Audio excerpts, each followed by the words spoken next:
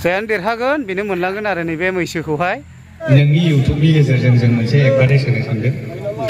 फैगौ नभेम्बरनि 15, 16, 17 आरो 18 जोंहा बै फाथाबारि दद्रा होननायाव मोनसे गेदेर फिल्ड दङ बेयाव जों मोनब्रै इनभाइटेसन फुटबल टीमखौ वेलकाम खालामदों मोनब्रैयाव 16, 15, 16 जोंहा सेमिफाइनाल जागोन डाइरेक्ट 17 जोंहा लेडिज खेला जागोन डिमाकुसि भार्सेस साइ क'क्राझार 18 जोंहा फाइनाल जागोन नभेम्बर फैबाय थानाय नभेम्बरनि 15, 16, 17 लेडिज खेला आरो 18 फाइनाल बेखौ नोंथांनि इउटुबनि गेजेरजों जों डिक्लेयार खालामबाय जोंहा 3 टीम जागासिनो दं फिल्डआबो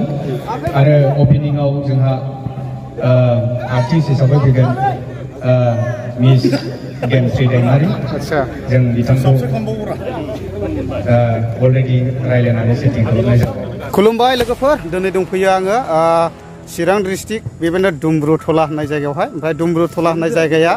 दाख्लै बावैसो जिथुनाखि ब्रिज गोदान अपेनिं खालामदों आइफवालि ब्रिज दि जाब्रां होननानैबो बेखौहाय मुं दोननाय जाबाय दा बिनि खाथियावनो दुम्ब्रुथला बाजार दा बेयावहाय दिनै ओरैबायदि इन्टारेस्टिं ट्राइबेकार होदों आरोना ट्राइबेकारा ओरैबायदि गिदिर 60,000 नि मैसो आरोना जायानो उइनार जागोन बेनो 60,000 नि मैसो मोनलांगोन आरो 60,000 नि ओमफ्राय जायानो जेनगोन बियो माने अमा महनसे मोनलांगोन आरोखि दा बेखौनो आङो नोंथांमोननोहाय एसे एक्सप्लर खालामनानै देखायनो सानदों माने गोबां जायगानिफ्राय बेयावहाय जोनो फैबाय जायफोरा फुटबल गेलेगिरि बिथांमोना ट्राइबेकारावहाय फाटाफाटि जागोन दिनैहाय दल हिसाबैल' फैदों आरोना ओरैबायदि इन्टारेस्टिं आरोना नोंथांमोना खोनाफेरदोंमोन ना अबावबा मैसोनि ट्राइबेकार होननानैहाय दिनैहाय नोंथांमोना नुनो मोनसिगोन दा नायलांनो हागोन आरोखि एसे मनज खोन्थाहरदो प्राइसआ मा प्राइसआ मैसो 60,000 नि मासे देरहानायनि थाखाय आच्छा आरो जेननायनि थाखाय अमा महनसे बेखौ जों थाम-थिम खालामदों हरनो थाखाय आच्छा मा उद्देश्य लानानै नोंथांमोना दिनै बेफोरबायदि ट्राइबेकार खेलाखौ होगासिनो दङ उद्देश्यआ जाहैबाय जोंहा जेबो गैया जों ओरैनो थानाय बेकार लाइमोनफोरखौ जास्ट गोदाव सोराव जोंहाय टाइम पास खालामालासे नैबेयावनो गावनि बेयावबो सोलोंथाइखौ लानो हायो होननानै जों फोथायनाय दङ दानि आजिखालिथ' नोङो जौ जुवा ड्राग्स बेफोरनिफ्राय जेन जानगाराव थानानै बेयाव जमा जाफैयो बेनि मोनसे उद्देश्य दं जोंहा ओमफ्राय ओरैनो जइन फिस हिसाबैहाय बेसेबां लानाय जायो जइनखौ जों 1500 लादों सासेनिफ्राय मोनसे खेलायाव बेबायदि आरो फैबाय थानाय समाव होलांबाय थागोन नामा आरो नेक्स्टआव फैबाय थानाय समाव होलांबाय थानोथ' सानदों नाथाय बबे समाव मा जागोन जों बुंथ'नो हाया जाबाय थागोन आच्छा जों सिगांबो होबाय दाख्लैबो होबाय जों ओमफ्राय जोंना नै ओरैहाय खबर सबर माथो बिजामादैसो जाहैबाय जायगाया बिराद बेकवर्ड जायगा ना जोंना बेखौ एसे मोनथिथों होननानै बे बाजाराबो गोमाखाबायमोन बा साखाथियावनो थानाय दि जाब्रां ब्रिज दं बेफोर नामखौ जोङो साइनिं खालामलांगोन आरोना बयबो जाहाथे मोनथिलांथों आरो बिनि गेजेरजों कमिउनिकेशना बिराद मोजां जाबाय जोंहा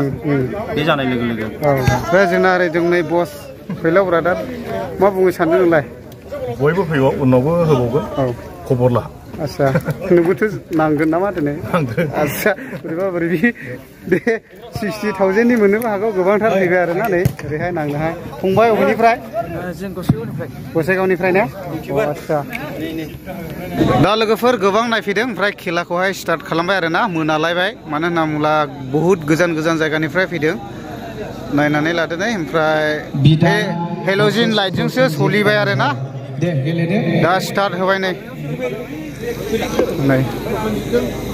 कुमुथिया नै खेलाया मा जादों आदा खेलायाथ' बिराद बरिया औ मारै नेना थख्लं थांलायखायो दा गलाल' दंफैयो आरो दिनैहाय औ खिनानो आलादाखा माने गोदि गोदा दिनै फैजोबखादों माने 60,000 नि मैसोनि खोथा औ दा खेलाया स्टार्ट जाबाय आरो नुबाय दा नै नुबाय सापर्टफ्रा लागाव नै जोंना मालि बिथानिफ्राय दंफैयो दा मोनलांगोनखौ सानखादों दा खोथा गैखा जोंनिथ' दा मैसोजों बारना लांजाखाले दैया दा मैसोजोंसो बारलांनोसै उफाय गैया दा ओरैबायदि सर्ट होगासिनो दङ जोगासिनो दङ नुवाखैनो बरिया गोबां मानसिफोर दंफैयो आरोना मा जादों हिटखा दा ओइ शटफ्रा माबा गब्लंनो नागिरलायखायो अयथासार खिट दं रायमनानि बोजोङै दंफैयो आरोना ओमफ्राय आदायालाय माथो गोलोमजोबनासो दं आं जोनो मोनि गोलोमगासिनो दं खेलाया देन्जार जाखादों दा आदसा औ आथिं मानलायखायो आरोना दा ओरैबायदि ओमफ्राय नैबेयावहाय लिदखानानै दोनखायो आरोना खुनु भेजाल गैखा दा खेलाया होगासिनो दं ओमफ्राय दासिमाव बेसेबांसिम जाहैखो आदा जोग्राफ्रा औ दासिमाव 60 जन जानानै दं 60 जन जानानै दं ने 1500 साइडआव 30 जन ओरैहाय बे साइडआव औ लागासिनो दङ रानिं दासिमबो नैबे फार्स्ट राउन्डआ ओमफ्राय फार्स्ट राउन्ड जोबखांनायनि उनाव दा लानाय जानाय अ आच्छा दाथ' फार्स्ट राउन्ड जोबमाखौ नालाय ने ओंखायनो लानाय जागोन मिनिमाम फाइनाला हरनि खयथासिमसो जागोन एडमिशनखौ कन्टिनिउ खालामबाय थादों दा गेलेग्राफोरनि सायावसो औ मोनानायालाय मोनाखानायसो हमथखानायसो खेलाया जोग्राफ्रा जुदि बुङोब्ला माखासे खेलाखौ गाबोन होदो बुङोब्ला जों गाबोनबो आद्रा खेलाखौ होनाय जागोन आच्छा जुदि जोग्राफ्रा होजोबखानांगौ होननानै बुङोब्ला जोङो दिनै 12टा 1टाब्लाबो आच्छा बेयो जाहैबाय जोग्राफोरनि सायाव आच्छा खालामबाय आरो आच्छा दा निस्सय कमिटिनिफ्राय मिथिबाय आदानिफ्राय दा खेलाया जागासिनो दं आरो दा गोबाङानो नायगासिनो नै हिटखा दा आदा ने रायलाय बरियाल'खा दिनैनि खेलाया मोजां दा दा गोबां टिम हिसाबैहाय फैजोबदों आरोना नै दा लोगोफोर आङो मोनसे देखायबावसिगोन जोंना सान अफ बड'लेण्ड जायखौ बुङो फैलाव ओइ सालथे मोजां जोदो सालथे औ मैसो जानांगौनि खोथा दंना ओमफ्राय दा जोंना बसा जोसिगोन आरो फैसा गारदावलायखाबाय ओमफ्राय लोगोफोर आं जोबजासे देखायनो हानाय नङा दै मानोना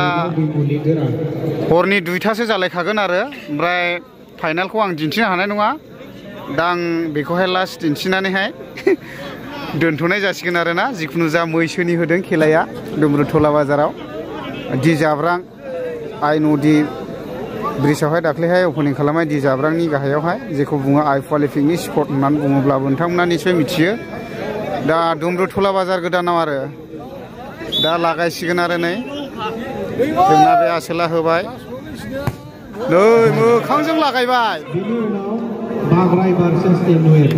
दा जोंना सान अफ बड'लेण्ड ब्रादार फैलावा होसिगोन जोनाया मा जाजोयो मोजां जोलै मैसो हागोन दे आं रुगोन ओइ माथो बानानासो जोबावदो आसोलालाय थारमाने मैसो आरो प्राइसआ जाया मोनगोन फिसिनोबो हागोन गाइखेर जाहैनोबो हागोन ओमफ्राय पार्टि हिसाबै जुदि गावसोर जाहैयोब्ला सोरबा बायदि ग्रुप फैदों नालाय नै खिना मोजां गोजा गाज्रि नङा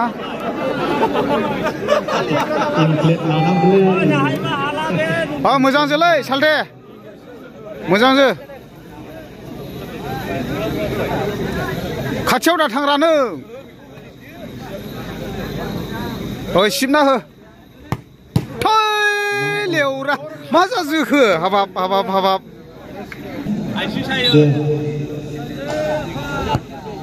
मोनगौमोन आयो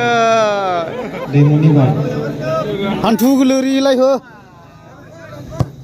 माथो बेफोरसो दा बावबावनायसै आखिसिम होलायथिनायसै नै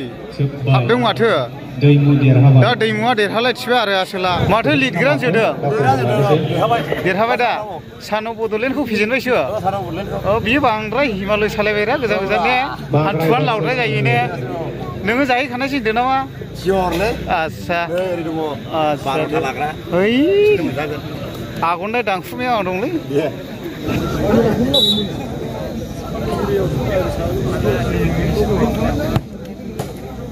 लागाव हाबजेनबाय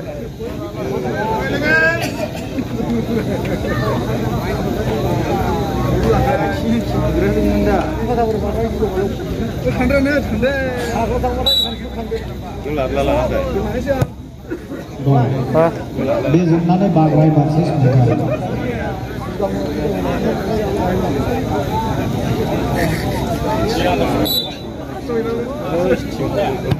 अयथासार गोबां दंलै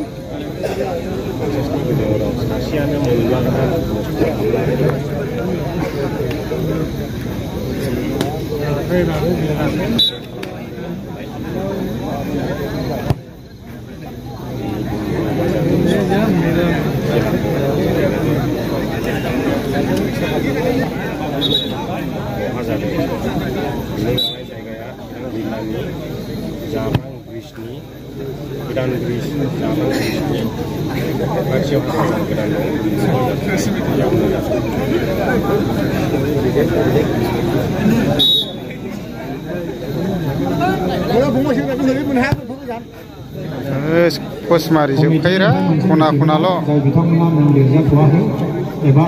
मैसो जानांगौनि खोथा दङ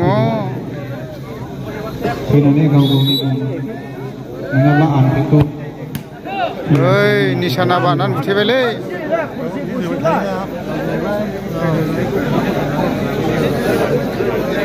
सोलायबाय थानांगौरा सोलायबाय थानांगौ मोनबायमोन दे देरहाबाय नों बारनानै हमदों होनदों नामा आच्छा लांखागोन दा बेनो टारगेटआ औ दे दे दे आरो जोबावसिगोन नै औ जोबोलै खना खनाल' पस्टल' मारिजोबो गोजान गोजाननिफ्राय फैदोंना रायमना ओरैहाय बोजों बोजों क'क्राझार सुगाव टिम फैजोबखादों आरो बेबो जोबावनायसै मा जाजायो नायदो बबे खनाजों सोगोन नाय फुरा 60,000नि मैसो उइनारा ओमफ्राय रानार्सआ मा जेननाया अमा महनसे नुवाखै पस्टबान मारिजोबखायोरा लागावखा गला गोजाखा ओरैबायदि शट जोग्राबो दङ नेट टेट जिफोट होजोबलायग्राबो दङ औलै मोफौ हामाखिसै हामबायरा हौवासा बोरैबा जोनानै लाबाय 60,000 लस जानोसैलै फंबाय मोजां जोरा आइये मामुलि नङालै मैसोसोरा आयौ ओइ मोनबावबाय माथो होद लागाव समान समान थोबनै बल जाबाय